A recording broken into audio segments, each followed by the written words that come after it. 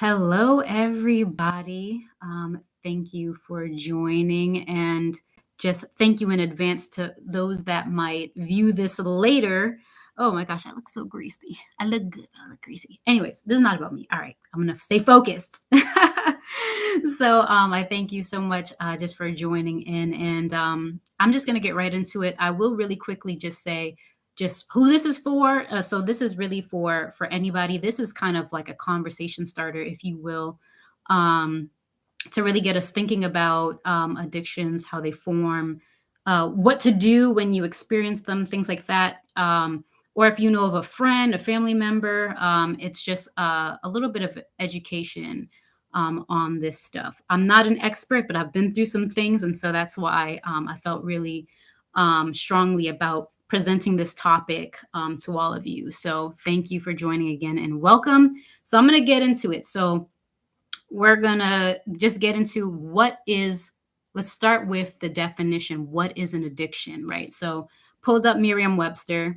and there's two definitions here. And one says a compulsive, chronic, physiological, or psychological need for a habit forming substance, behavior, or activity having harmful physical, psychological, or social effects, and typically causing well defined symptoms such as anxiety, irritability, tremors, or nausea upon withdrawal or abstinence and the state of being addicted. The second definition says a strong inclination to do, use, or indulge in something repeatedly. Um, so those are the Merriam-Webster's definitions. But my definition, which kind of sums up everything else, is really addiction is a repeated behavior to medicate or soothe ourselves, and as we could see, and as we know, it's something that's particularly hard to break. And inside of ourselves, psychologically, we really feel like we need it. Right. And so I think when we think about addictions, we can tend to think about some of the more crazier parts of the spectrum, like alcohol or some sort of substance abuse, or something like that, or even sexual addiction or what have you. But it there's a spectrum, but regardless, the idea is this is something that's repeated, and it's something in excess in an unhealthy way. So that is like the easiest way I can kind of form it. And so I don't plan to do this for particularly long unless I end up having a lot of questions and conversation generated. But so, how does this form? So, I'll talk a little bit about myself. I'm not going to get supremely deep with this, but if for anyone who might be watching, if you've watched some of the previous videos, I think there's one in particular. I don't know which off the top of my head, but I spoke a little bit about my situation growing up. It was one of the videos talking about boundaries. And so, it's really interesting. I wonder how many of you actually know that you can have both your parents in your life married, you live with them, but you're still in a broken home. Like broken homes, we usually think about them as okay, someone being raised by a single parent, uh, or just like co-parenting. One parent lives here, another parent lives there, and then you've kind of got to like uh, figure like they got to coordinate. Okay, when do you have the child, and when do I have it, so on and so forth. And so but that wasn't my case. My parents were married, never divorced, but it just was it was not a good marriage, to say the least. It was it was really, really unhealthy, and I didn't really realize it at the time, but now in my adult life, when I look back on it, it came to my knowledge that I'm like, oh wait, I think think my father's narcissistic. I think that's what I was seeing there, like just some symptoms of MPD. Again, not a psychologist, but I've been learning a lot of things. And so, yeah, so I was seeing the disagreements that would happen between them. I was seeing the fights that would happen between them, and I would witness, just again, I've never seen my dad actually put his hands on my mom when she was around, but it was more of verbal abuse and emotional abuse and just psychological abuse, and that's hard as a child to see your parents like have that dynamic, to see your parents go through stuff like that. And additionally, um, if he wasn't, if it wasn't that dynamic, sometimes it was me and him going back and forth. And the thing about me is that I had a stage where I was like kind of somewhat bratty, but not really. I don't think it warranted some of the stuff that I got. But there are times where teens act out, so I'm not gonna act like I'm perfect. But the thing about me is that I was a curious child to some extent, and so I was not really I was not really good with like do this because I said so type of thing. Like I was just like, oh, like so if I would go to ask my dad, something, and he said no, I'd be like, why? And I would innocently ask it, but then it would like set him off, and then I'm just like, why are you mad? And then it's just like, I'm a reactive type. The Lord's been working on me, and so I've been much better with this. But I was the reactive type, so I'm like, oh, he yelling at me. I'm like, why you give me this energy? Oh, I gotta give it back, like And then that started a lot of our arguments, and it's just like, oh man, this is so stressful.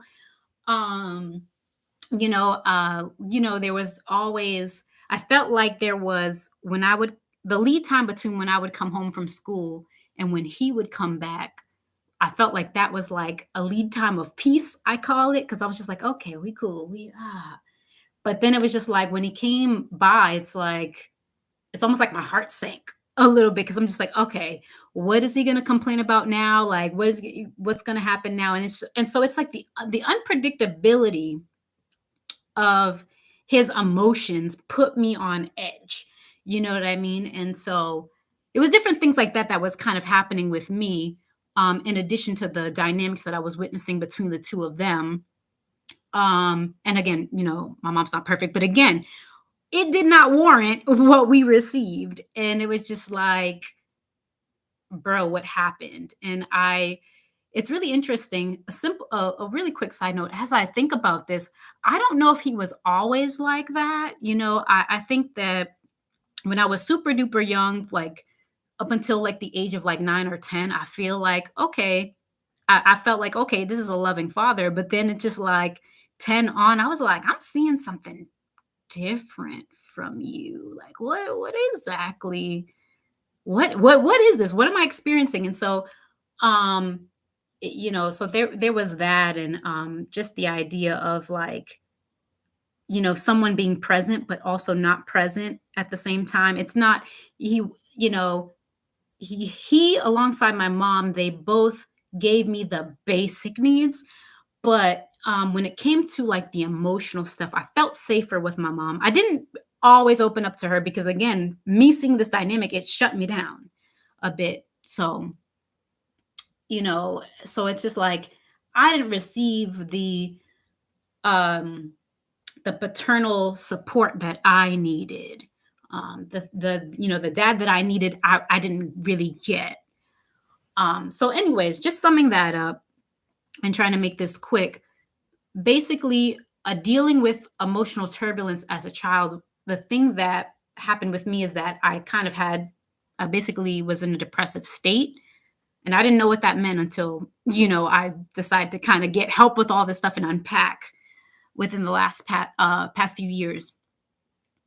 But yeah, like, so I always want to escape. And so for me, I had, I, I had these things forming, these medications, these coping mechanisms to escape this reality because it wasn't pleasant. And some of these things aren't bad, right? So, two of the things that I can think of that ended up becoming kind of like addictions, or if you will, or things to kind of occupy my time, you know, I mean, I've always been a fan of anime and like, video games, and like, I love to read me a good manga every now and again.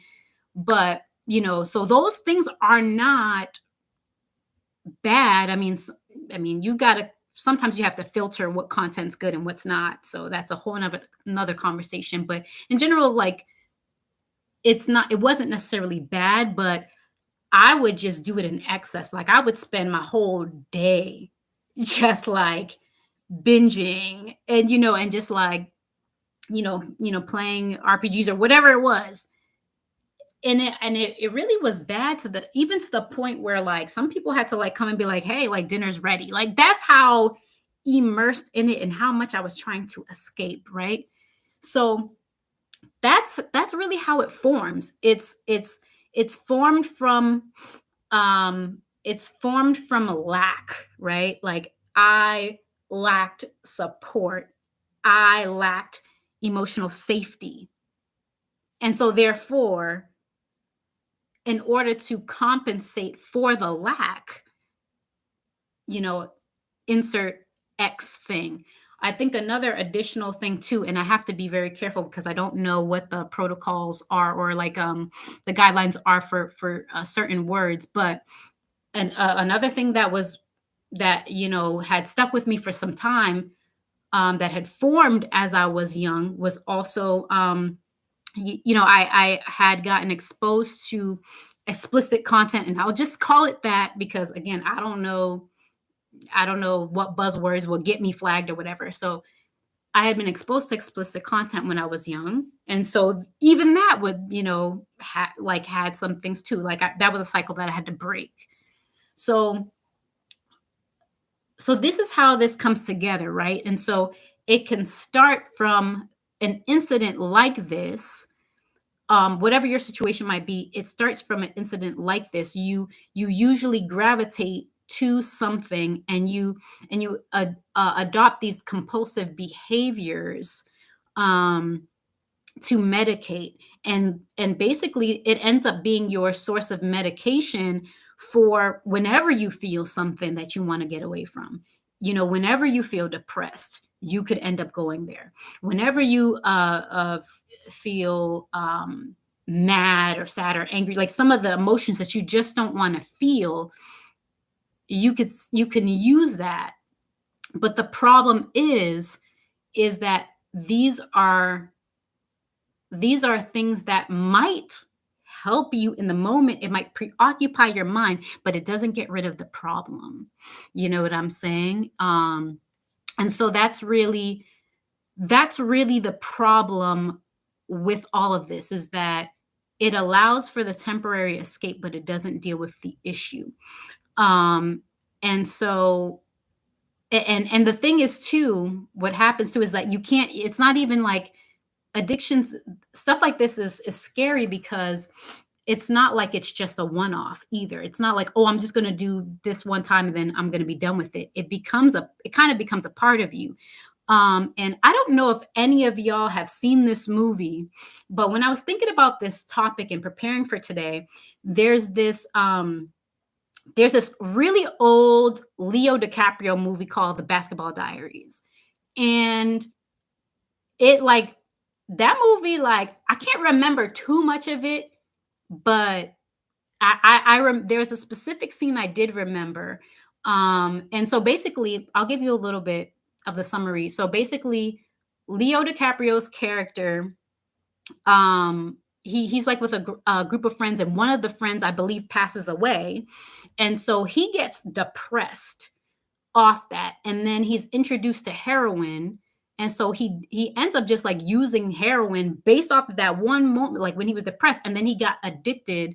But he was also on the basketball team as well, and so it's just like, you know the addiction got so strong that it interrupted his life. And I remember that one scene where he was like in the locker room and they were trying to get him off of it, and he's like, he was trying, but his body was going through withdrawals, and he was like on the ground, like just like crying out because his body was like, I can't take this. So that's the thing about how something, something like it's just something small and then it just explodes. And then now you feel like you can't live without it because what's the alternative? It's either it's either I do this thing or now I have to deal with my reality, which I absolutely hate. And I feel at a loss because I can't control it.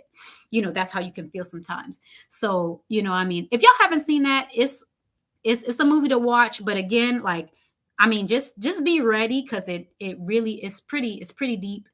Um, but yeah, it's like that, right? So these things are really hard to break. I even want to add a piece to this as well because I think that we can think about addictions that form as a behavior that we do, but I would also even take it further to say that um, addictions can even form in like the company we keep or where we decide to stay, like the relationships we decide to stay in, or whatever group of people we decide to stay in too.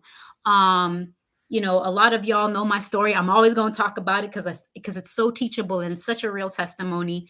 But the place I just left, like earlier this year, I left um an organization, and I'm using that deliberately.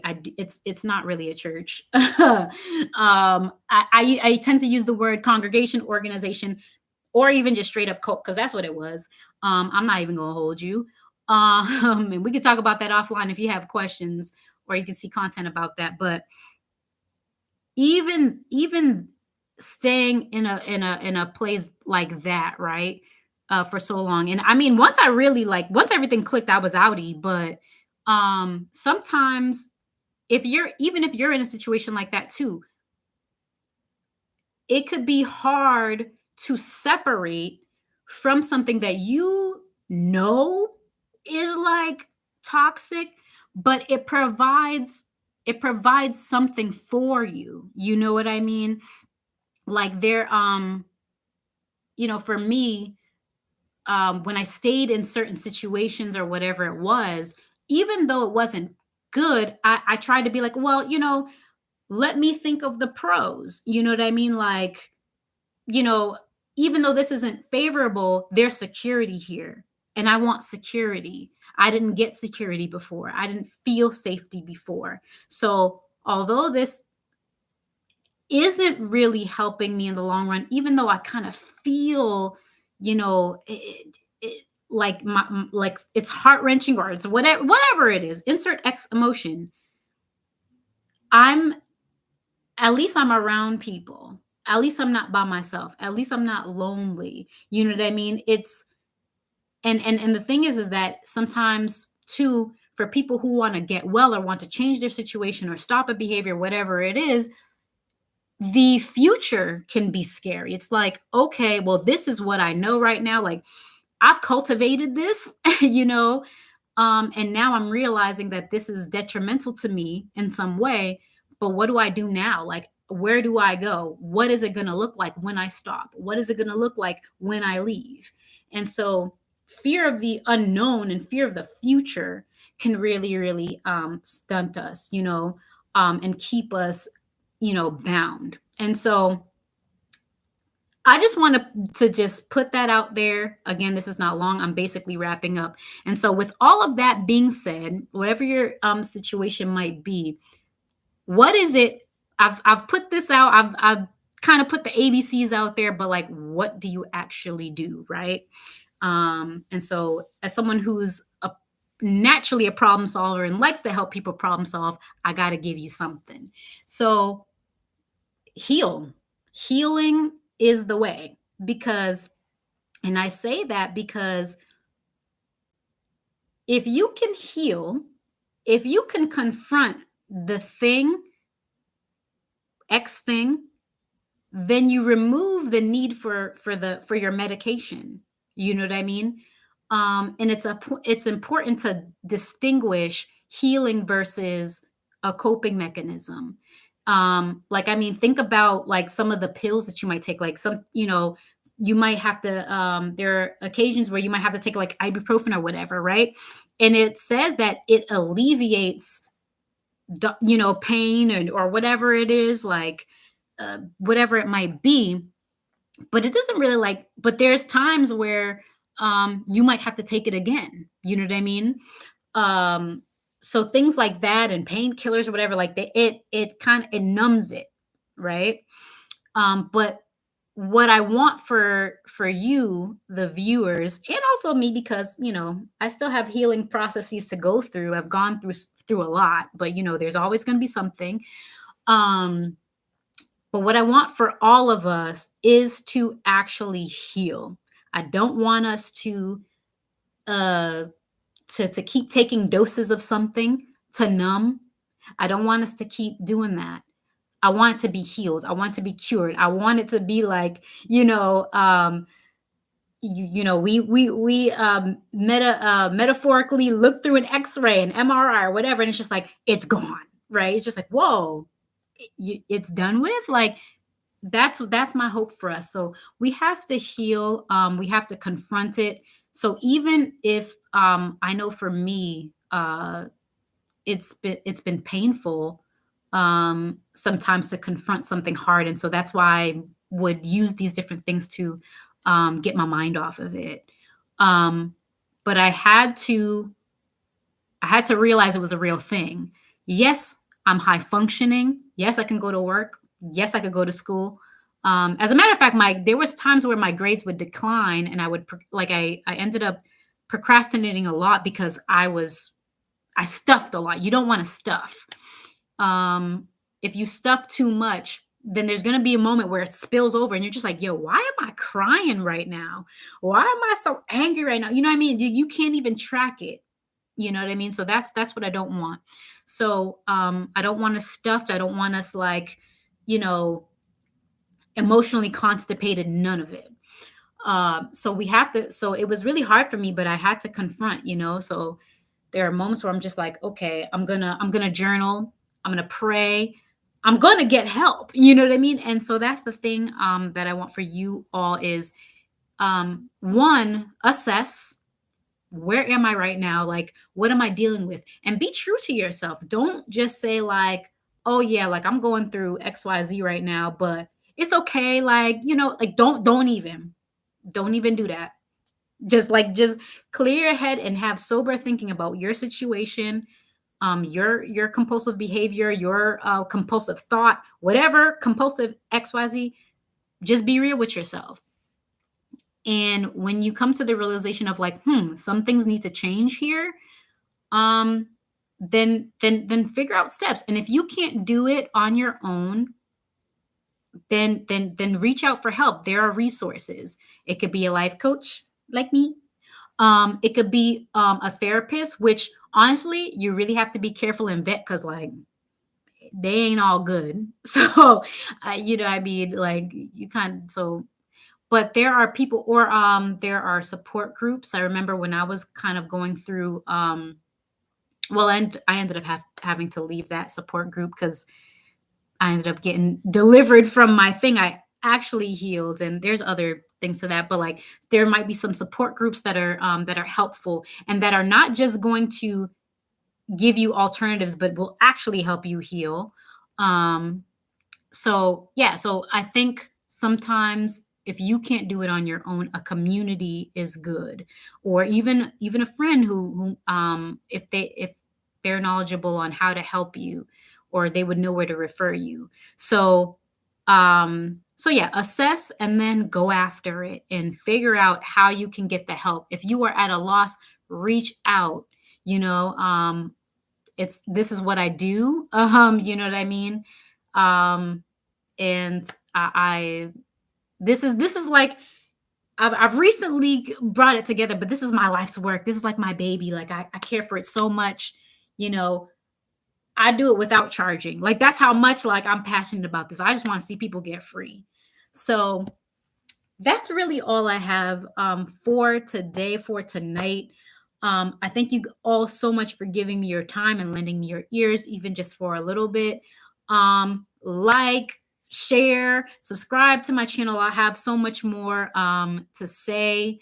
Um, and yeah, just share if it helped you, help somebody else by sharing it. I hope that this was useful knowledge to you. Feel free to give me feedback about, maybe some topics you might want to see, or um if this is a conversation that I could continue, what else to add. I'm just sharing with you what I learned, but I'm always willing to be taught more. I try to be fairly teachable, so if there's even more that I could present, I will absolutely share it, because again, I'm in the business of helping people get free. So, love all of y'all. Thank you so much for your support, and just giving this your time. And I will catch you for the next one. Bye, everyone.